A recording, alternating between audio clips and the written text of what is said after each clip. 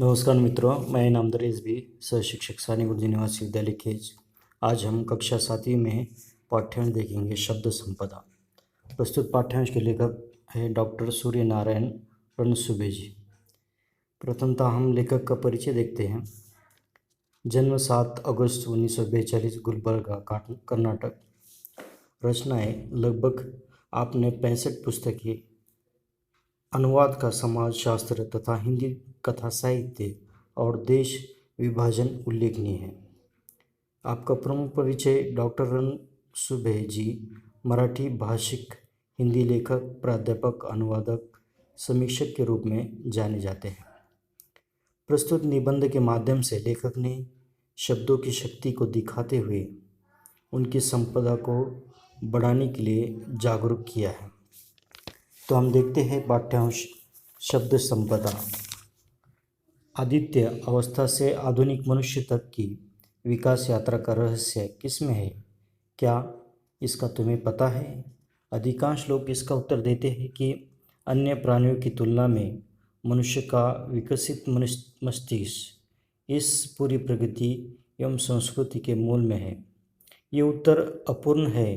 पूर्ण उत्तर यह है कि मनुष्य की प्रगति हुई वो इसलिए कि इस मस्तिष्क ने भाषा की खोज की। भाषा ही सभी प्रगति की जड़ में है। दुनिया की सभी ज्ञान शाखाओं का विकास हुआ भाषा के कारण। भाषा का अर्थ सार्थक शब्दों का विथित क्रमबद्ध संयोजन। शब्दों का यह संसार बड़ा विचित्र है। शब्दों की ताकत की ओर हमारा ध्यान कभी नहीं जाता। शब्द ही मनुष्य को ज्ञान से जोड़ते हैं। शब्द ही मनुष्य को मनुष्य से जोड़ते हैं और शब्द ही मनुष्य को मनुष्य से तोड़ते हैं। विज्ञान की दृष्टि से तो अक्षर ध्वनि के चिन्ह है, निर्जीव है। मनुष्य ही उन्हें अर्थ देता है, जीवंत बनाता है। जब शब्द जीवित हो जाते हैं तो फिर उसमें मनुष्य के विविध स्वभाव गुण आने लगते हैं। मनुष्य स्वभाव के जितने विभिन्न नमूने हैं उतने ही शब्दों के स्वभाव के नमूने हैं।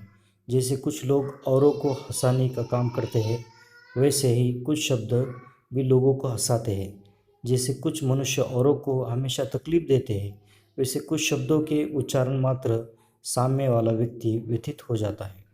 कई बार तो ऐसे शब्दों को सुनकर वो रोने भी लगता है। कुछ लोग बड़े प्रिय होते हैं, वैसे ही कुछ शब्द भी बहुत प्रिय होते हैं। उन्हें बार बार सुनने की, गुनगुनाने की इच्छा होती है। एक और कुछ शब्दों धोखा देने वाले होते हैं, कुछ निरर्थक होते हैं। तो दूसरी ओर कुछ शब्द बहुत सज्जन, सात्विक, सभ्य, सांस्कृतिक होते हैं। कुछ शब्द निष्क्रिय बना देते हैं। कुछ मत करो, जो भाग्य में है वो तो मिल ही जाएगा, नहीं है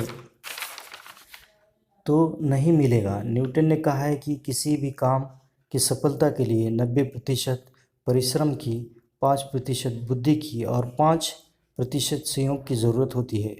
परंतु याद रखें, किसी भी काम को पूर्णत्व देने के लिए 90% कठोर परिश्रम की ज़रूरत होती है। ऐसे शब्द जो हमें निष्क्रिय करते रहते हैं उन्हें हमें अपने जीवन व्यवहार से बाहर करना चाहिए। कुछ भाषाओं के शब्द किसी भी अन्य भाषाओं से मित्रता कर लेते हैं और उन्हें में से एक बन जाते हैं। जैसे आपके मित्रों में से कुछ ऐसे शब्द हैं सबसे घुल मिल सकते हैं, कुछ ऐसे होते हैं कि वे औरों से मित्रता नहीं कर पाते। शब्दों का भी ऐसा ही स्वभाव होता है। विशेषकर अंग्रेज़ी भाषा के कई शब्द जिस किसी प्रदेश में गए वहाँ के भाषाओं में घुल मिल गए। जैसे बस, रेल, कार, रेडियो स्टेशन आदि। कहा जाता है कि तमिल भाषा के शब्द केवल अपने परिवार, द्रविड़ परिवार तक ही सीमित रहते हैं। वे किसी से घुलना मिलना नहीं चाहते। अलबत्ता हिंदी के शब्द मिलनसार है, परंतु सब नहीं। कुछ शब्द तो अंत तक अपना स्वतंत्र अस्तित्व बनाए रखते हैं। अपने मूल रूप में ही वे अन्य स्थानों पर जाते हैं। कुछ शब्द अन्य भाषाओं के साथ इस प्रकार जुड़ जाते हैं कि उनका स्वतंत्र रूप से ख़त्म सा हो जाता है। हिंदी में कुछ शब्द ऐसे भी पाए जाते हैं जो दो भिन्न भाषाओं के शब्दों के मेल से बने हैं। अब वे शब्द हिंदी में ही बने हैं, जैसे हिंदी संस्कृत से वर्षगांठ, माघ पत्र, हिंदी अरबी, फारसी के थानेदार, किताब घर, अंग्रेजी संस्कृति की रेल यात्रा, रेडियो तरंग, अरबी फारसी अंग्रेजी से बीमा पॉलिसी आदि। इन शब्दों से हिंदी का भी शब्द संसार समृद्ध हुआ है। कुछ शब्द अपनी माँ के इतने लाडले होते हैं कि वे मातृभाषा को छोड़कर औरों के साथ जाते ही नहीं। कुछ शब्द बड़े बिंदास होते हैं, वे किसी भी भाषा में जाकर अपनी जगह बना ही लेते हैं। शब्दों की इस प्रकार बाहर जाने और अन्य अनेक भाषाओं के शब्दों के आने से हमारी भाषा समृद्ध होती है। विशेषतः वे शब्द जिनके लिए हमारे पास प्रतिशब्द नहीं होते, ऐसे हज़ारों शब्द जो अंग्रेज़ी, पुर्तगाली, अरबी, फारसी से आए हैं, उन्हें आने दीजिए, जैसे कि brush, rail, pencil, radio, car, scooter, station आदि। परंतु जिन शब्दों के लिए हमारे पास सुंदर शब्द है, उनके लिए अन्य भाषाओं के शब्दों का उपयोग नहीं होना चाहिए। हमारे पास माँ के लिए, पिता के लिए सुंदर शब्द है, जैसे माई, अम्मा, बाबा, अक्का, अन्ना, दादा, बापू आदि। अब उन्हें छोड़कर मम्मी, डैडी कहना अपनी भाषा के सुंदर शब्दों को अपमानित करना है। हमारे मुख से उच्चारित शब्द हमारे चरित्र, बुद्धिमत्ता, समझ और संस्कारों को दर्शाते हैं। इसलिए शब्दों के उच्चारण के पूर्व हमें सोचना चाहिए। कम से कम शब्दों में अर्थपूर्ण बोलना और लिखना एक कला है। ये कला विविध पुस्तकों के वाचन से, परिश्रम से साध्य हो सकती है। मात्र एक गलत शब्द के उच्चारण से वर्षों की दोस्ती में दरार पड़ सकती है। अब किस समय किसके सामने किस प्रकार से शब्दों का प्रयोग करना चाहिए, इसे अनुभव, मार्गदर्शन, वाचन और संस्कारों द्वारा ही सीखा जा सकता है। सुंदर, उपयुक्त और अर्थमय शब्दों से जो वाक्य परीक्षा में लिखे जाते हैं, उस कारण ही अच्छी श्रेणी प्राप्त होती है। अनाप शनाप शब्दों का प्रयोग हमेशा हानिकारक होता है। प्रत्येक व्यक्ति के पास स्वयं की शब्द संपदा होती है। इस शब्द संपदा को बढ़ाने के लिए साहित्य के वाचन की ज़रूरत होती है। शब्दों के विभिन्न अर्थों को जानने के लिए शब्दकोश की भी ज़रूरत होती है। शब्दकोश का एक पन्ना रोज़ एकाग्रता से पढ़ोगे तो शब्द संपदा की शक्ति का पता चलेगा।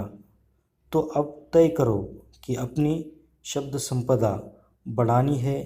इसके लिए वाचन संस्कृति को बढ़ाओ, पढ़ना शुरू करो। तुम भी शब्द संपदा के मालिक हो जाओगे।